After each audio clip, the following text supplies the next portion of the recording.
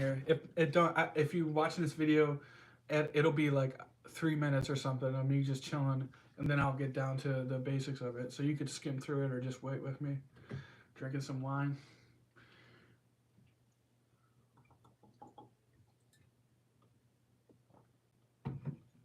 Here's some truth. Here's some truth that goes against a lot of dogma and a lot of mainstream. Drugs can be worth it. Drugs can be worth it. Whatever drug it is. Why do you think these addicts are on these drugs? Because that shit is mind and enlightening. It's enlightening. A lot of drugs are enlightening. And that's just worth it over the other stuff. Even worth to die for sometimes. That's a reality. That's a trip you can go on that has just as much meaning as every other trip there is.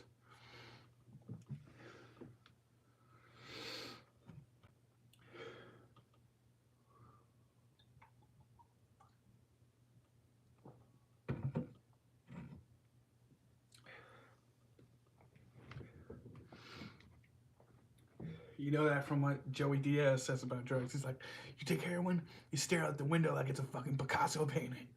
And he means like better than a Picasso painting. All right, so anyways, I'll get down to business here. There's some things, if you're trying to be spiritual, there's some things you need to know. You need to know. There's two things. One is that everything in the spiritual world is based on consent, and even everything based in the physical world is based on your consent. It's just less obvious. But in the spiritual world, you can just have knee-jerk reactions like, I don't want to see that person can't touch me, they can't hit me, and they can't. Right? So anything you're experiencing spiritually is because you consented to experience it. The next lesson in law is that your higher self, your spiritual intelligence, your soul's intelligence that's outside of your mind, that relates to your physical mind, is bound to your beliefs for the most part. 99% of it is bound to your beliefs. Some of you, the higher self can step in and just totally inebriate you and give you an experience. But usually these experiences still in near death are based on your beliefs, right? When you have a belief, your higher mind goes, bet I can play off those plot points for you with extreme intelligence, extreme artistic capability, and lesser ego than you, meaning I can be that form because I don't have an ego. So you think of a stripper, you think of a gangster, the subtle energy you're feeling in the spiritual world is literally an HD crystal animation of a stripper or a gangster. And so if you're lucky, it looks like you, so you catch on. You go, okay, that's me. If you're not lucky, it doesn't look like you, and you don't put this together. But one of the ways the higher self teaches is like that. The things once you start getting psychic, the people you're projecting on, the people you're thinking about, is literally just a version of you in your space. This comes back to consent. Anything in your space is a creation of you. You can't leave your space. You can't leave your space. Even if I'm scanning someone's chakras without any projection at all, I still need to make a copy of their chakras in my reality to scan them, right? And that's done by like the highest of highest part of you. The highest of highest part of you might be able to see outside you a little bit, but it's practically, that's like God. Like that's what God is. And then what's really you is like the part of you that has this closed reality where nothing can happen that isn't your creation or your consent. So what happens is, like, let's say you're Christian. This belief causes subtle feelings in you, right? That's a feedback from your higher mind, from your subconscious mind. Like, I feel good when I pray. I feel good when I say, I love Jesus. That makes me feel better. I believe that when I say prayers before night time, that protects me. That's a subtle feedback from the higher mind. Now there's explicit feedback, and the explicit feedback happens to people more often when they're psychic, when they're having more control over their dreams, astral travels in their dreams. They have visions. They have subtle energetic feelings.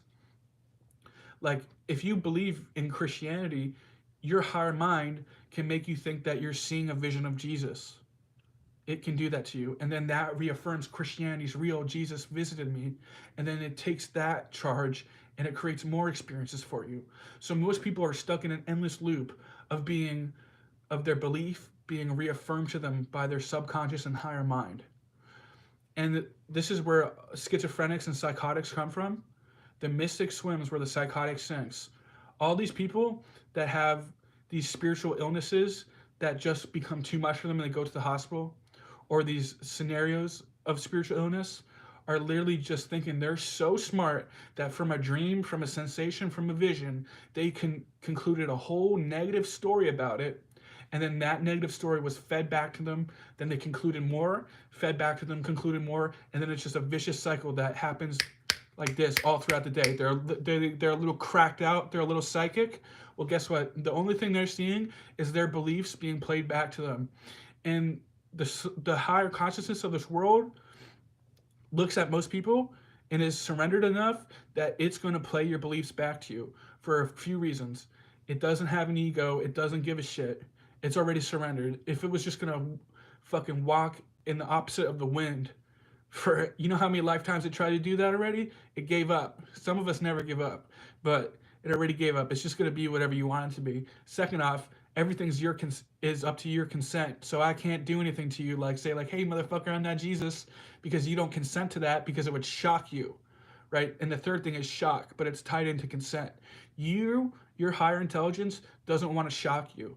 So when you die, you're going to see your religion, right? And eventually, after incarnations, you'll figure it out, like me. The Monroe Institute, specialists in astral travel, they figured out that people, when they die, if you are religious, you don't get past a certain plane. You go to a plane where you see your religion fed back to you. And that happens with dreams and near-death experiences as well. So that's why it's dangerous. This right here has a lot of people fooled because they go, okay, I heard this. I heard 10 near-death experiences where these people saw hell. They saw hell because they believe in hell. And for meaning's sake, if you believe something, it gives you meaning, right? And what your soul is up to, for the most part, is to create meaningful experiences for you with creation energy, with intelligence, right? So Christianity gives you meaning. First off, because you think of it, that spawns us creating based on these thoughts. And because it's meaningful to you, we create even more based on that energy. And it's fed back to you. And it keeps reaffirming your beliefs, right?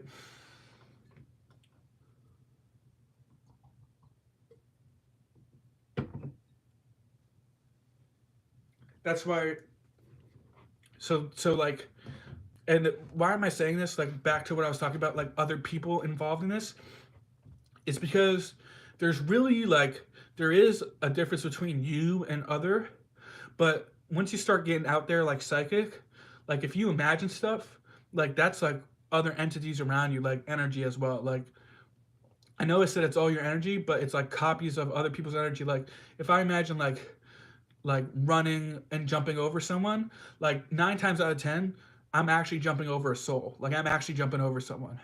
And who's the one that's in control of what that soul looks like? You are, because it's your reality and they're going along with it. And so there's always agreements. Like he agrees. He's like, okay, you can imagine me and I'll be in it like that. And or okay, you want to go to heaven with me.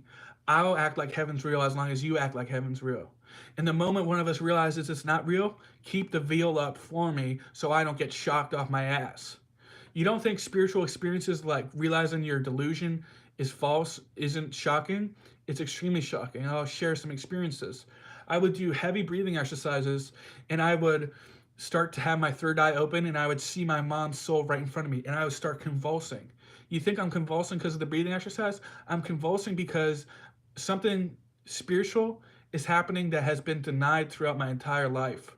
It's that shocking that the body is convulsing to a psychic, to someone that already believes in spirituality, right? I'll be dreaming and I'll go, I'm having an out of body experience. I demand you stop acting for me. And then boom, a shockwave goes out and their face changes into who they really are. And they say something like super high vibrational to me. I literally fell to my knees because of how shocking it was, right? And this was something I was ready for, right? So this is why the soul feeds you back your beliefs because it has to, because it relates to your mind. Like if I'm thinking of something, it needs to create for me to think about it, right? But it just does it more and more exacerbated. And because it doesn't want to shock you, and because it creates meaning for you, right? Like, what does the Joker know? The Joker knows everything is of belief and everything is of consent. So the motherfucking shaman who thinks he's enlightened, that's a Joker away from getting his ego fucking smashed into oblivion. Because this motherfucker thinks, oh, healing and shaking the drum is the answer. All this technical bullshit that's just related, that's just dogma at the end of the day. That's just a belief that makes me feel good. The Joker knows that's bullshit. The Joker knows that bullshit. I'll astral travel to people taking ayahuasca, and I'll show them the place where everything is a joke, everything is practically meaningless. And you know what happens? They make fun of the shaman when I do that. When I put them in that place, they make fun of the shaman, and the shaman's like, I'm gonna take more to help you. AKA, that shaman wants to force his dogma down your throat. This heal your childhood trauma, cry about it, be heart centered. That's the way. No, nigga, that's how you have meaning in your life. That's how you have convinced yourself you're enlightened. That's not the way. That's just one way. It's just as good as any of the others, but it's a problem. But it's not. It's not. Maybe it's not the pinnacle of enlightenment. You know, maybe it's not. Like why do I think I'm enlightened? Because I don't take on beliefs. Like I don't believe a lot of shit. I really don't believe a lot of stuff. Anything that happens to me is just a nigga putting me on to his trip. You know what I'm saying? It's just someone trying to put me on enough. I know this is like different, and I was trying to put on all of you motherfuckers when I was less enlightened a couple years ago, but not anymore. If I said something to you, it helped you because you projected that opinion into your life.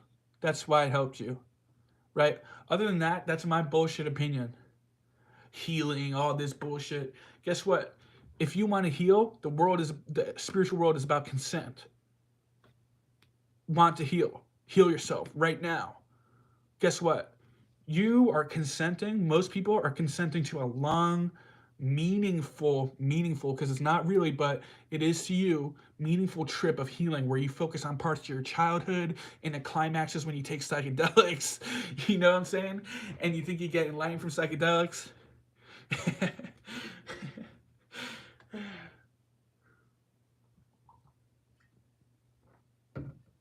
And it fucking sucks. It sucked for me. It wasn't enough for me. For some of you, you get to a place of meaning. It's meaningful enough that the suffering's worth it for you. Not for me. That shit was drawn out and it goes on forever if that's your choice. If that's your choice. If that's how you're trying to get meaning. If you take action in your physical life, like your physical life, like I'm telling you, okay, so here's a reality. The higher mind, your soul, has control of the spiritual world. You, as a body, don't have to do anything in the spiritual world. In fact, the less you do in the spiritual world, the better it is. The only time you should be psychic is when the higher mind is molding your physical mind, aka making your physical mind better. If you're someone that's psychic thinking, I gotta put my will into the spiritual world for my body's ego to change the spiritual world, you have no idea how this shit works. You have a soul that is infinitely more intelligent than you, infinitely higher vibration than you, and in control of that shit much more than you. You know what I'm saying? Even if you're cracked open all the way and can see crystal clear HD what the spiritual world looks like, you taking control, you are acting from more ego than your soul would at the end of the day.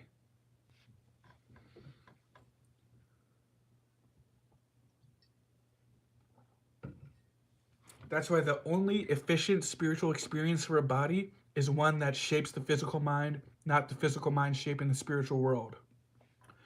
Some of the biggest failures in spiritual people's lives is when they snipe someone, which is that person ultimately gives consent to get sniped, but it's still not nice, is when your ego pierces into the astral and hurts someone or spites someone or says something that your soul or higher mind would have never said. Right? If you're someone that wants to astral travel and heal people, you're doing that because you desire to do it. If you really knew, you would just let your soul do it and you would possibly anchor it into your body by letting go, or singing, or drumming, or chanting. That's what a good shaman does. They let the higher mind come into their physical body by letting go and trusting and having faith.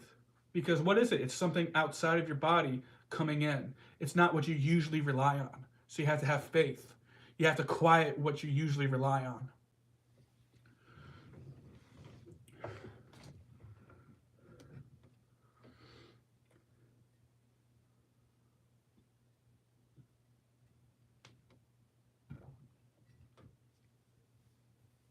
Probably gonna drink 2 bottles. Because that gives me meaning. And whatever feeling you just had is your judgment coming back to you.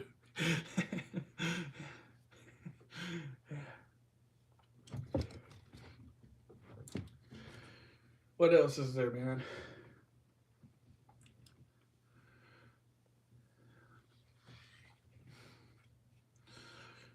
And so, like, something that happens, like when people get psychic, like, so here's like a belief. Like, what is a belief?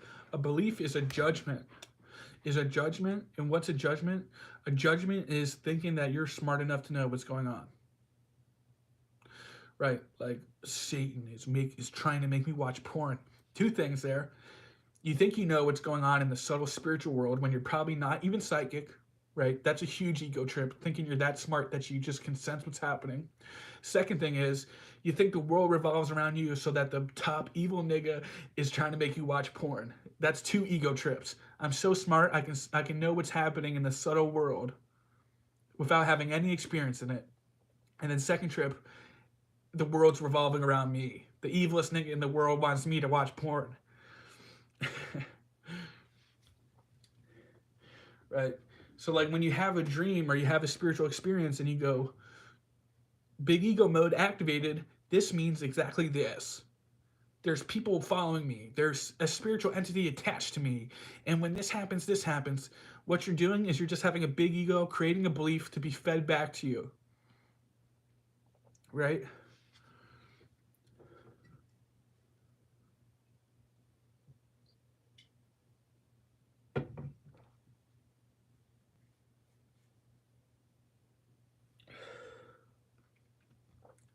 Like thinking the government's watching your phone, like that's a world revolves around me ego.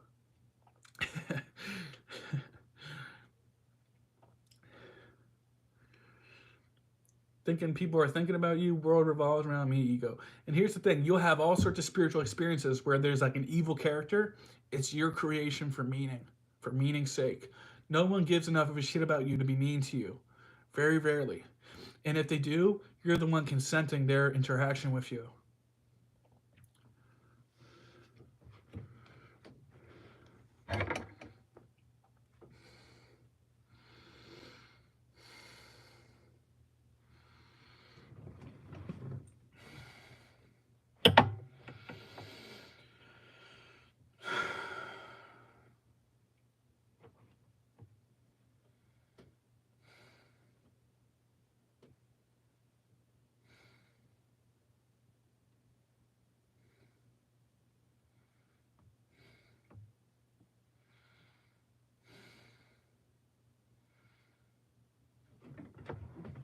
So what happens? What charges belief and consent? Your search for meaning. Your search for meaning. You believed stuff and you consent to things and scenarios. It's because you find them meaningful and you think they'll be meaningful, right? So whatever's holding you down, making you feel bad, making you suffer, stop consenting to it. Stop believing it. You want to be free? Stop believing in morals. That doesn't mean you're going to go do a bunch of bad things, but even if you did, it doesn't matter. And even from the point of like, I didn't want to be punished in my afterlife. Well, guess what? When you know the afterlife, the spiritual world is controlled by your consent and belief. Don't believe or consent to anything that'll punish you. Yeah, that's some free sauce for me to you. And that's why enlightenment is responsibility because you avoid all repercussions for actions when you're enlightened. All right, guys, God bless. That's whatever that means. That's all I got for today. Peace. How do I stop it?